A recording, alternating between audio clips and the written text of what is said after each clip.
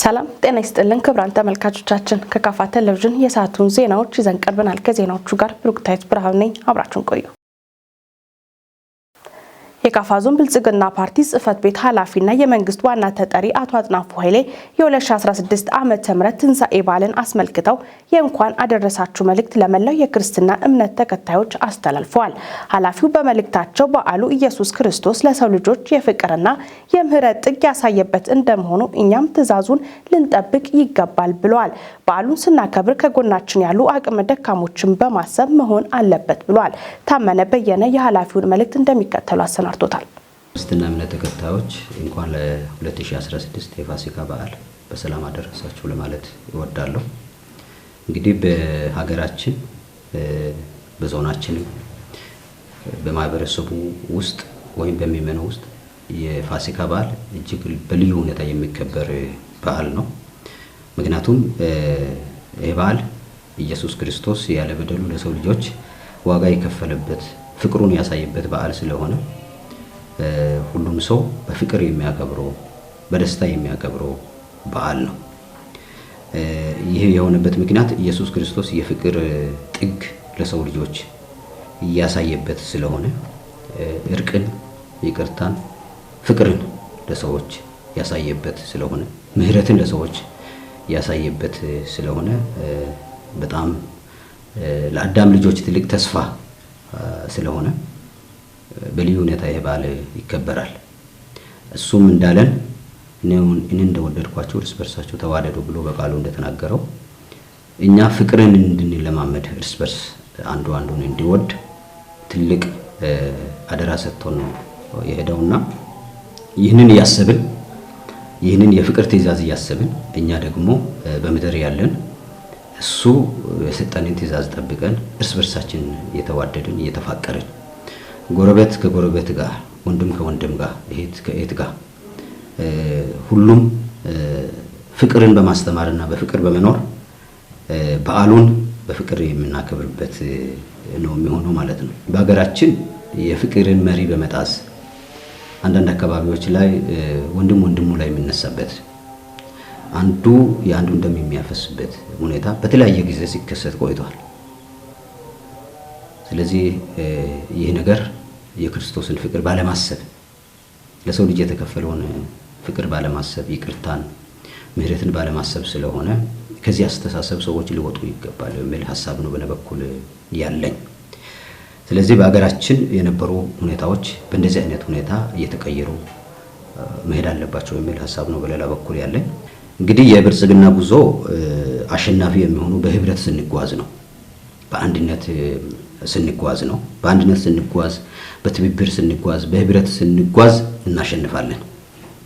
ድህነትን እናሸንፋለን፣ ችግርን እናሸንፋለን፣ ማጣትን እናሸንፋለንና በዚህ ልክ ሁላችንም በትብብር በአንድነት ካሰብንበት ግብ ለመድረስ ይሄን ማድረግ መቻል አለብን የሚል እምነት ነው በእኔ በኩል ያለኝ።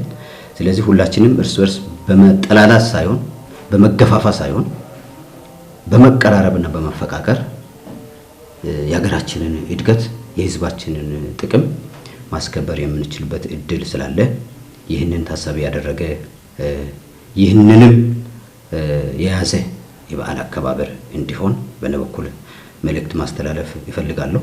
እኛ እንደ ዞናችን ብዙ እንቅስቃሴ አለ፣ ብዙ ስራ አለ። ህዝባችንን ያሳትፈን ብዙ ስራ እየሰራን ነው። በገጠሩ የልማት ስራዎችን እየሰራን ነው። የግብርና ስራን እየሰራን ነው። የኑሮ ውድነትን ለመቀነስ፣ የህብረተሰቡን ገቢ ለማሳደግ፣ የወጣቱን ስራ እድል ፈጠራ እድል ለመስጠት፣ ወጣቱ ስራ እድል እንዲኖረው ለማድረግ በገጠር ስራ እድል ፈጠራ፣ በከተማ ስራ እድል ፈጠራ ብዙ ስራ እየሰራን ነው። ህዝቡን አሳትፈን መንገድ እየሰራን ነው። ህዝቡን አሳትፈን ከተማን እያለማን ነው። ይህ እንቅስቃሴ ጅማሮ ላይ ያለ እንቅስቃሴ ነው። ይህ እንቅስቃሴ ወደፊት የሚሄደው ደግሞ ህዝባችን አብሮ ተባብሮ ከኛ ጋር ሲሰራ ስለሆነ በዓሉን ስናከብር ደግሞ በአካባቢያችን የጀመርናቸው ልማቶችም እንዴት ነው የምናስቀጥለው፣ እንዴት ነው የምንተባበረው፣ እንዴት ነው የምንቀናጀው የሚለውንም በአንድ በኩል እያሰብን በዓሉን ብናከብር በጣም ውጤታማ መሆን እንችላለን የሚል ሐሳብ አለ። በዓሉን ካከበርን በኋላ በማግስቱ ሁላችንም ስራ አለን።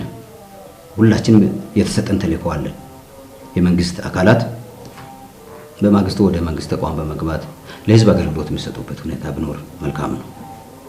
ነጋዴውም ወደ ንግዱ በመሄድ የኢኮኖሚ እንቅስቃሴ እንዳይስተጓጎል ቢያደርግ፣ ተማሪውም ወደ ትምህርት ቤት በመሄድ ከፊት ለፊታችን የፈተና ጊዜ እየተቃረበ ስለሆነ ተማሪም በዚህ ልክ ወደ ትምህርት ቤት በመሄድ ትምህርቱን እንዲከታተልና ለቀጣይ ፈተና እንዲዘጋጅ የሚል ሐሳብ ነው በእኔ በኩል ያለኝ። በዚህ ልክ በዓሉ ያማረ የደመቀ የሰላም የጤንነት ይሁንልን የሚል ሐሳብ ነው በእኔ በኩል ያለኝ። ዛሬ በኢትዮጵያ ኦርቶዶክስ ተዋሕዶና በካቶሊክ ቤተክርስቲያን አስተምሮ የኢየሱስ ክርስቶስ ሕማማተ መስቀል የሚታሰብበት 4ኛ ቀን ወይም ጸሎተ ሐሙስ በቤተክርስቲያናቱ በተለያዩ ሁነቶች ታስቦ ይውላል።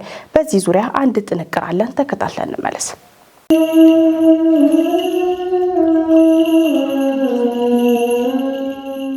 ጸሎተ ሐሙስ በቤተክርስቲያን በርካታ ስያሜዎች አሉት። የዓለም መድኃኒት ኢየሱስ ክርስቶስ ስጋን የተዋሃደ አምላክ መሆኑን ለመግለጥና ለአርአያነቱ ጠላቶች መጥተው እስኪይዙ ድረስ ሲጸልይ ያደረበት ቀን ነውና ጸሎተ ሐሙስ ይባላል። ጌታ በዚህ ዕለት የደቀ መዛሙርቱን እግር በፍጹም ትህትና ዝቅ ብሎ አጥቧል። ይህም ኢየሱስ ክርስቶስ የዓለምን ሁሉ ኃጢአት ለማጠብ የመጣ የንጽሕና የቅድስና አምላክ መሆኑን ያስረዳል። ስለዚህም ዕለቱ ሕጽበተ ሐሙስ ይባላል። ይህን ለማስታወስ ዛሬም ሊቃነ ጳጳሳትና ቀሳውስት በመካከላችን ተገኝተ የእኛንና የሕዝብን ኃጢአት እጠብ፣ እኛም ያንተን አርአያነት ተከትለን የልጆቻችንን እግር እናጥባለን ሲሉ በቤተክርስቲያን የተገኙ ምእመናንን እግር በወይንና በወይራ ቅጠል ያጥባሉ። ከሰባቱ ምስጢራተ ቤተክርስቲያን አንዱ ምስጢረ ቁርባን በዚህ ቀን ተመስርቷልና ዕለቱ የምስጢር ቀን ይባላል። ይኸውም ጌታ ህብስቱንና ጽዋውን አንስቶ ይህ ስለናንተ በመስቀል ላይ የሚቆረሰው ስጋዬ ነው፣ እባካችሁ ብሉ፣ ይህ ስለናንተ ነገ በመስቀል ላይ የሚፈሰው ደሜ ነው፣ ከርሱም ጠጡ በማለት እርሱ ከኛ እኛም ከርሱ ጋር አንድ የምንሆንበትን ምስጢር ከጠላት ዲያብሎስ ሰውሮ ለደቀ መዛሙርቱ የተገለጠበት ቀን በመሆኑ የተሰጠ ስያሜ ነው። ኢየሱስ ክርስቶስ መስዋዕተ ኦሪት ማለትም በእንስሳት ደም የሚቀርበው መስዋዕት ማብቃቱን ገልጦ ለድህነተ ዓለም ራሱን የተወደደ መስዋዕት አድርጎ ያቀረበበት ዕለት በመሆኑ ይህ ዕለት የሐዲስ ኪዳን ሐሙስ ይባላል። ኪዳን ማለት በሁለት ወገን መካከል የሚደረግ ውል፣ ስምምነት፣ መሐላ ማለት ነው።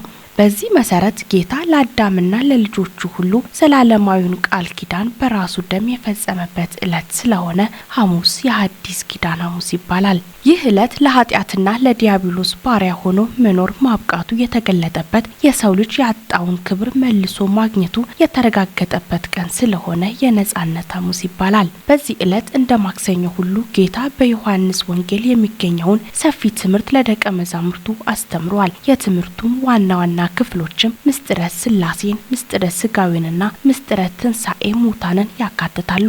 ጌታ እነዚህን ትምህርቶች በስፋትና በጥልቀት መማር እንደሚገባ ሲያስረዳ ለደቀ መዛሙርቱ ምስጢሩን በታምራቱ ሊገልጥላቸው ሲቻለው በሰፊው ማብራሪያ እንዲረዱት አድርጓል። ደቀ መዛሙርቱም ያልገባቸውንም እየጠየቁ ተረድተዋል። ምእመናንም በቤተክርስቲያን በመገኘት መማርና ጠይቆ መረዳት እንደሚገባ ከዚህ እንማራለን።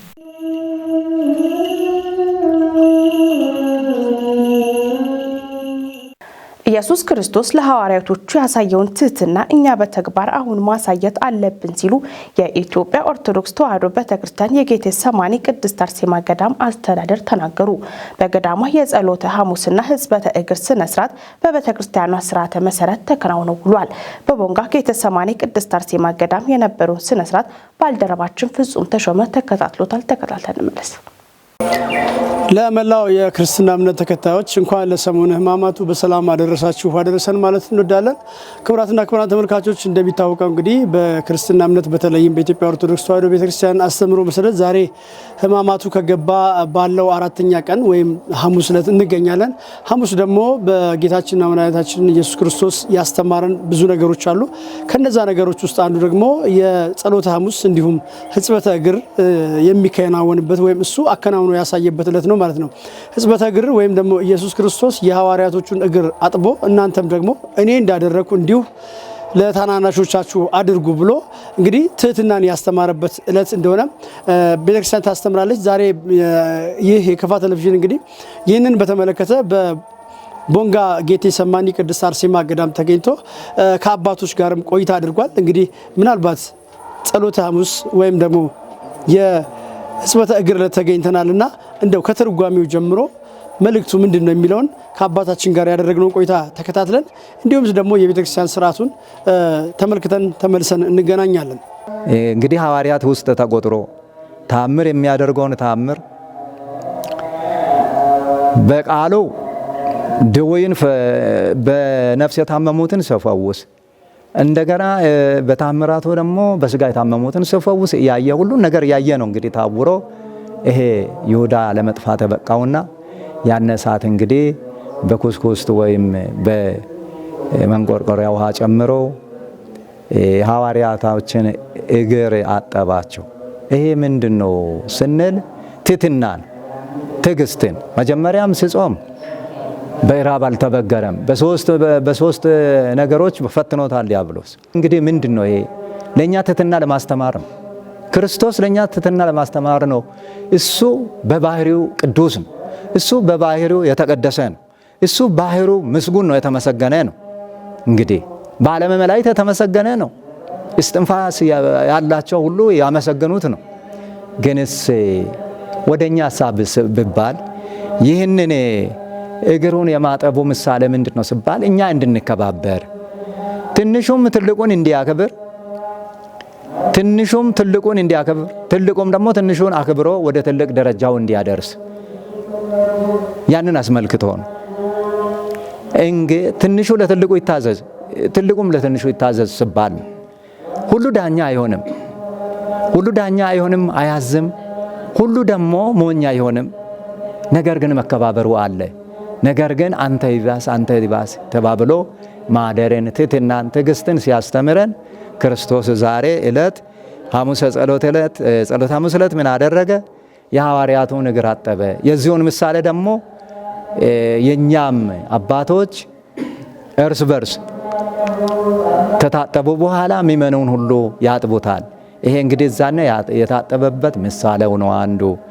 ይህንን እንግዲህ የኛ ገዳማችን ሲፈጽም አሁን ሰዓቱ የተቃረበ ነው። ሁሌ ይጾማል፣ ሁሌ ጸሎት ነው፣ ሁሌ መተሳሰብ አለ። እንግዲህ የሚመጣውንም ፈተና ለመጋፈጥ በጾም በጸሎት ነው የሚጋፈጠው።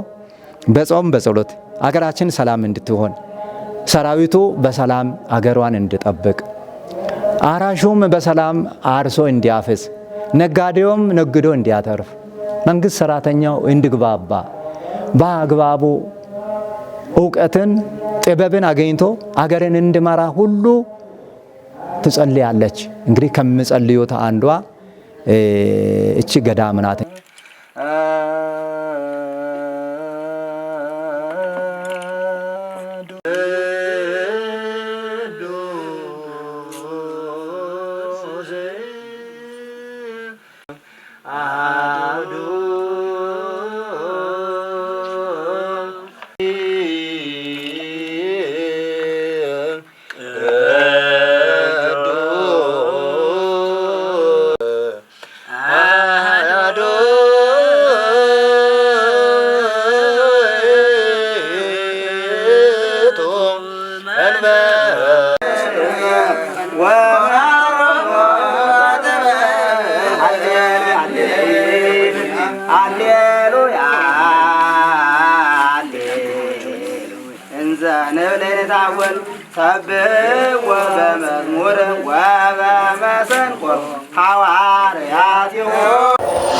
እንግዲህ ቀደም ሲልም እንደተመለከታችሁት በጌቴሰማኒ ቅድስት አርሴማ ገዳም አባታችን ያስተላለፉት መልእክት አለ። በተለይም ደግሞ ኢየሱስ ክርስቶስ ዝቅ ብሎ የታናናሾቹን የሐዋርያትን እግር እንዳጠበ ሁሉ እንዲሁ ለታናናሾቻችን ክብር በመስጠት ለወዳደቁት ክብር በመስጠት የሰውነትን ማሳያ ወይም የሰውነትን ልክ ከፍ በማድረግ እርስ በርሳችን ተከባብረን እንድናሳልፍ እሳቸውም አባታዊ መልእክታቸውን አስተላልፈዋል። እንዲሁም በቤተክርስቲያን የነበረውን ሕጽበተ እግር የተከታተላችሁትን ይመስል ነበረ። እንግዲህ ለመላው ክርስትና እምነት ተከታዮች በድጋሚ እንኳን አደረሳችሁ። ፊት ለፊታችን ያለው ደግሞ የትንሣኤ በዓልም መልካም በዓል ጊዜ እንዲሆንላችሁ ከወዲሁ መልካም ምኞታችንን እንገልጻለን።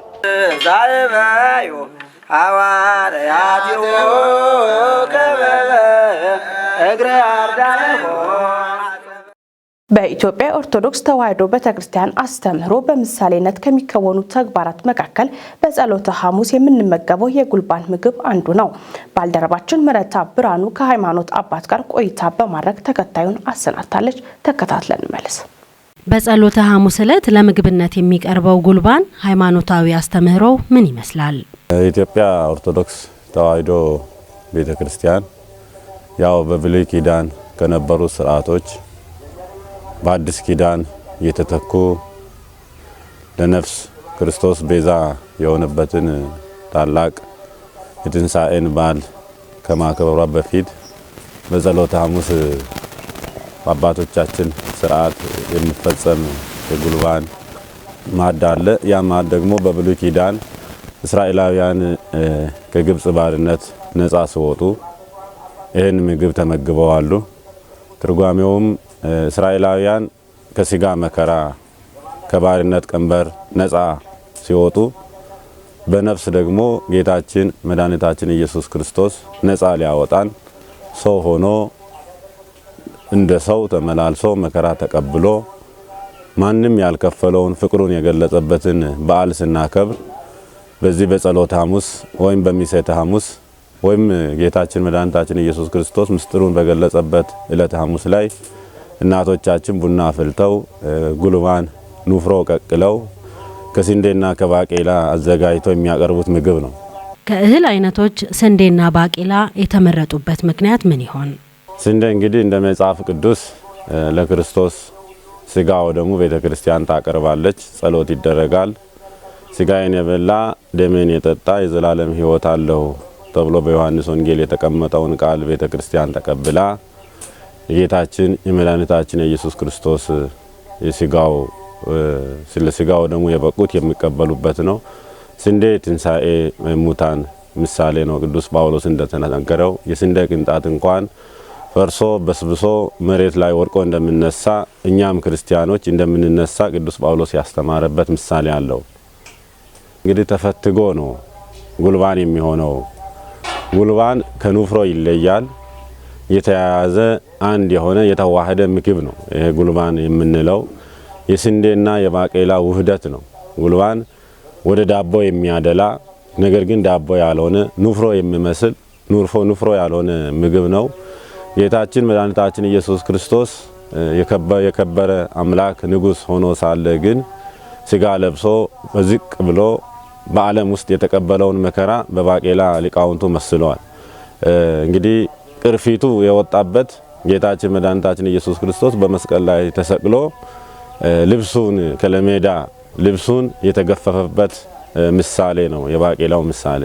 በመጨረሻም የሃይማኖት አባት የሆኑት ሊቀ ሕሩያን ኢዮብ መኮንን የበዓል መልካም ምኞታቸውን አስተላልፈዋል።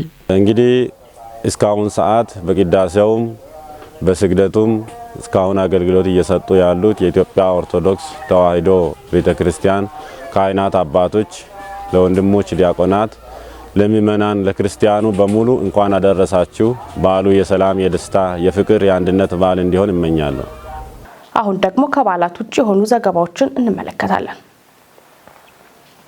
በዘንድሮው የምርት ዘመን በማር ምርት የተሻለ ውጤት ማስመዝገባቸውን የሾምባ ግራዋ አርሶ አደሮች ተናገሩ። ለዚህም ውጤት የወረዳ አስተዳደር ድጋፍ ከፍተኛ መሆኑን ተናግረዋል። ዘገባው የባልደረባችን ማርሽ ሴፉ ነው። ስሜ ያዘነው ይባላለሁ። በእርባታ ዘርፍ በንብ እርባታ ዘርፍ ነው የምተዳደረው። አሁን በተወሰኑ ቢያንስ 52 የጨፈቃ ቀፎዎችና 28 ደግሞ የዘመናዊ ቀፎዎች አሉ። ከ52ቱ 36ቱ ንብ ይዘዋል። ከ28ቱ ደግሞ 18ቱ ንብ አላቸው። ውጤቱ ጥሩ ነው። ተከታትሎ ለሰራው ሰው ውጤቱ ጥሩ ነው። ግን ምን ይፈልጋል? ያው ክትትል ይፈልጋል፣ የባለሙያ እገዛ ይፈልጋል እና እገዛው ካለ ውጤቱ ከጨፈቃ ቀፎ ይልቅ ዘመናዊው ተደራራቢ የሚባለው ዘመናዊ ጥሩ ነበረ። ግን ብዙም ጊዜ አይገኙም። እሱ ያሉት ቀፎዎች ብዙም ጊዜ እነኚህ ምንድነው የሽግግር ቀፎ የሚባሉ ናቸው። ብዙም ጊዜ ጠበብ ስለሚሉ ውጤታቸው ጥሩ ሆኖ እያለ ግን የምርት አሰጣጥ ላይ ትንሽ ቀፎዎቹ ጠባብ ስለሆኑ ብዙ ጥቅም አይሰጡም። ግን ጥሩ ነው። የጨፈቃ ቀፎ ቢያንስ በአመት 2 ጊዜ ጥቅም ይሰጣል። የዳር ወቅትና ሚያዝያ ላይ ህዳር ወቅት ላይ አሁን በአንድ ጊዜ የሚቆረጠው ቢያንስ ከ15 እስከ 20 ኪሎ ግራም ከአንድ ቀፎ ይገኛል። 15 ቀፎ 30 ቀፎ ማለት 20 ቀፎ ማለት ከባድ ነው። 20 ቀፎ ማለት ማር ቢይዝ በበርሜል ነበር የሚጨቀጨቀው። ግን አጠቃቀሙ ላይ ትንሽ ትምህርት እየቀረኝ በዲፍረት ነው የምሰራው እንጂ አልተማርኩትም። በዲፍረት ነው የሰራው። እኔ እንቦቹ ጋር እንደ ጥይት እየተዋጋው ነው ማያቸው። እየበሉኝ አያቸዋለሁ። ባየው ሰዓት 2 ቀን ተኝቼ እውላለሁ። ልብስ የለኝም፣ መሳሪያ የለኝም። ንቦችን የምከላከልበት መሳሪያ የለኝም። ንቦች ማለት የእርሳስ ጥይት ነው። ያ እየተበላሁኝ ያለው 2 ቀን ተኝቼ እውላለሁ። እነሳለሁኝ። አሁን ስራውን እቀጥላለሁኝ። ይህን ባለሙያ የሚከታተልና የሚያየኝ ከሆነ ስራውን እቀጥላለሁኝ። በዛ አልመለስም። እኔ ወደ ስፖርት ዘገባዎቻችን ተሻገርን። በደማቅ ሁኔታ ሲካሄድ የቆየው መላው የካፋ ዞን እግር ኳስ ክለቦች ሻምፒዮና በቦንጋ ሁለገብ ስታዲየም ፍጻሜውን አግኝቷል። በዕለቱ በተደረገ የመጨረሻ የፍጻሜ ጨዋታ አውራዳ ከተማ አስተዳደር ከዴቻ ወረዳ የተገናኙ ሲሆን አውራዳ 1-0 በሆነ ውጤት በማሸነፍ የዋንጫው ባለቤት ሆኗል። በቀኑ በተደረገ ሌላ የደረጃ ጨዋታ ሽሽንዳ ከተማ ቦንጋ ከተማን 2-1 በማሸነፍ ውድድሩን በሶስተኛነት አጠናቋል። አስታዋሽ ደጀኔ ዝርዝር አለው።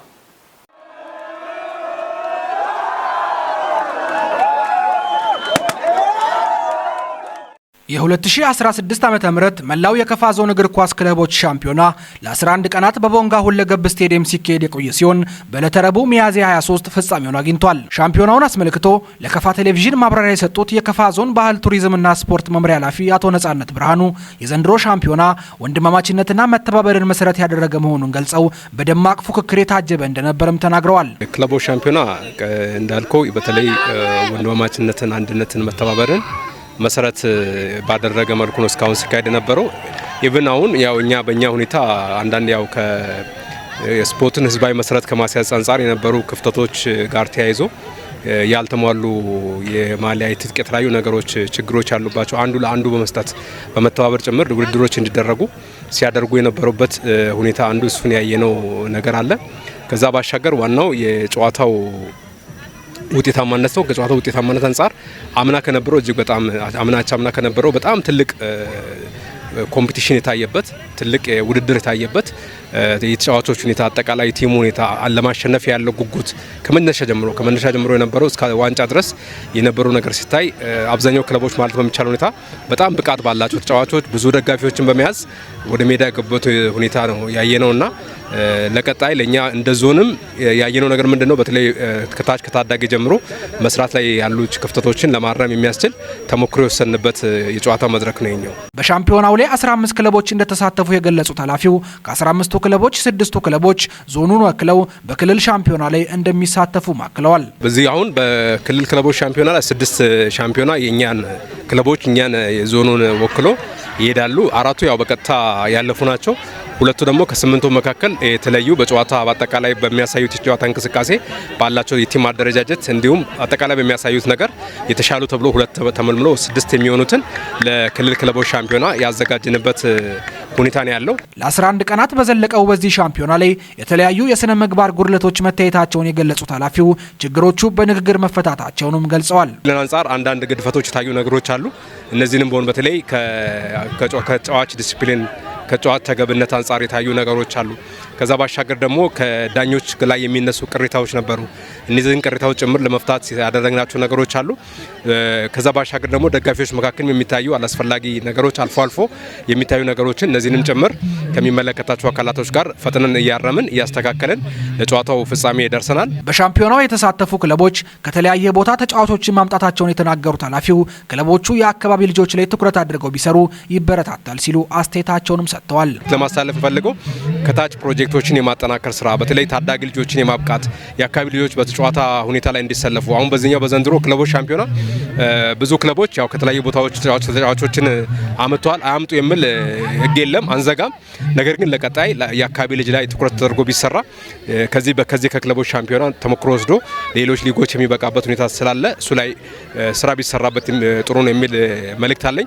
ከዛ ባሻገር ደጋፊዎች አሁን በሚያሳዩት ሁኔታ በአካባቢያቸው ላይ በሚደረጉ ጨዋታዎች ላይ ድጋፍ በማድረግ ክለቦችን በማዋቀር የእርስ በርስ ውድድሮች በማድረግ የማጠናከር ስራ እንዲሰሩ የሚል መልእክት ነው ለማስተላለፍ የሚፈልገው። በመጨረሻም አቶ ነጻነት ሻምፒዮናው በተሳካ ሁኔታ እንዲከናወን የበኩላቸውን ለተወጡ አካላት ምስጋና ያቀረቡ ሲሆን ማህበረሰቡ ለስፖርቱ እድገት የበኩሉን እንዲወጣ ጥሪ አቅርበዋል። በሰላም እንዲጠናቀቅ ያደረጉ አካላት በተለይ የከፋ ዞን አስተዳደር አጠቃላይ የበጀት ድጋፍ በመስጠት ከዛ ባሻገር ደግሞ የከፋ ዞን ፖሊስ መምሪያ፣ ከፋ ዞን ፋይናንስና ኢኮኖሚ ልማት መምሪያ፣ የከፋ ዞን ብልጽግና ፓርቲ ከዛ ባሻገር ደግሞ የቦንጋ ከተማ አስተዳደር፣ የቦንጋ ከተማ ፖሊስ ጽሕፈት ቤት እንደዚሁ ሌሎች ባለድርሻ አካላት በመተባበር በተለይ የቦንጋ ጉርማሾም እንደዚህ እኛን ተባብሮናል። በተለያዩ ነገሮች ሀሳብ በመስጠት ድጋፍ በመስጠትም የተባበሩበት ሁኔታ ነው ያለው። ይሄ እንግዲህ የጨዋታው ዋናው ተጀምሮ ያለምንም ችግር እንዲጠናቀቅ የማህበረሰቡ ድጋፍ በተለይ ቦንጋ ከተማ ላይ የማህበረሰቡ ድጋፍ የሆቴል ቤቶች በሰላማዊ መንገድ የመጡ እንግዶችን የማስተናገድ ሁኔታ የታየው ነገር አጠቃላይ ነገር ድባቡ የተሻለ ነው። የመጣልን ቅሬታ የለም። እንደ ቦንጋ ከተማ አስተዳደር ተጫዋቾች ከገቡበት ጀምሮ እስከዛ ድረስ ባረፉባቸው ሆቴሎች በሚንቀሳቀስባቸው አካባቢዎች ያጋጠማቸው አንድም ችግር የለም። ይሄ ሁሉ የማህበረሰቡ ድጋፍ ነውና ለነዚህን አካላት ሁሉ ለማመስገን ይፈልጋሉ። ለቀጣይም ይህን ስፖርት በማሳደግ ረገድ በተለይ አሁን በጂምናስቲክ በሩጫው ረገድ በዓለም አቀፍና በአፍሪካ ረገድ በአፍሪካ ደረጃ የኛ ተጫዋቾች ወጥቶ እየታዩ ነው ያሉት። በእግር ኳሱም ላይ እንዲወጡ ማህበረሰቡ የራሱን ድርሻ እንዲወጣ የሚመለከታቸው ከትምህርት ቤት ጀምሮ የትምህርት ቤቶችም ሌሎች አካላቶችም የእግር ኳስን ከማጠናከር አንጻር የራሳቸውን አስተዋጽኦ እንዲያበረክቱ የሚል መልእክት ለማስተላለፍ ፈልጋል። በእለቱ በተደረገ የመጨረሻ የፍጻሜ ጨዋታ አውራዳ ከተማ አስተዳደር ከዴቻ ወረዳ ጋር የተገናኙ ሲሆን አውራዳ 1-0 በሆነ ውጤት በማሸነፍ የዋንጫው ባለቤት ሆኗል።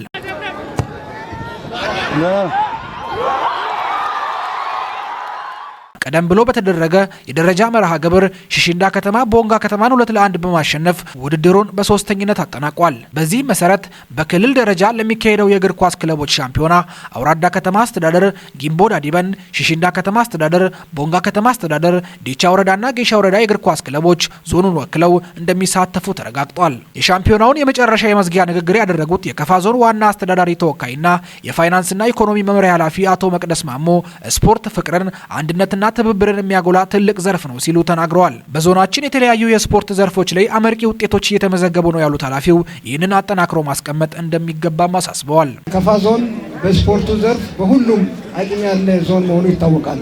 በብስክሌት ውድድር በዓለም አቀፍ ደረጃ ውድድር የሚያደርጉ ብቁ ተወዳዳሪዎችን እያፈራን ነው። በአትሌቲክስም በዓለም አቀፍ ደረጃ እንቁ የሆኑ ልጆችን እያፈራን ነው። ይህን በበለጠ ለማጎልበት ሁሉም ወረዳዎች ከእግር ኳስ ባለፈ ከመረብ ኳስ ባለፈ በዚህ ዘርፍም ትኩረት አድርጎ ቢሰሩ ሌሎች ክልሎች ብቁ የአትሌቲክስ ተወዳዳሪን እንደሚያበቁ እኛም እድሉ ስላለን በዛ ዘርፍም ትኩረት ቢደረግ ጥሩ ነው የሚል ነገር አለን። የ2016 ዓ.ም መላው የከፋ ዞን እግር ኳስ ክለቦች ሻምፒዮና ላይ ከተሳተፉ 15 ክለቦች ጨታ ወረዳ የጸባይ ዋንጫ ተሸላሚ መሆን ችሏል። የዘንድሮ መላው የከፋ ዞን እግር ኳስ ክለቦች ሻምፒዮና በተሳካ ሁኔታ እንዲካሄድ የበኩላቸውን አስተዋጽኦ ያበረከቱ ተቋማቶች፣ ግለሰቦችና ተሳታፊ ክለቦች የምስክር ወረቀት የወሰዱ ሲሆን በመጨረሻም ሻምፒዮናው በደማቅ ሁኔታ ተጠናቋል።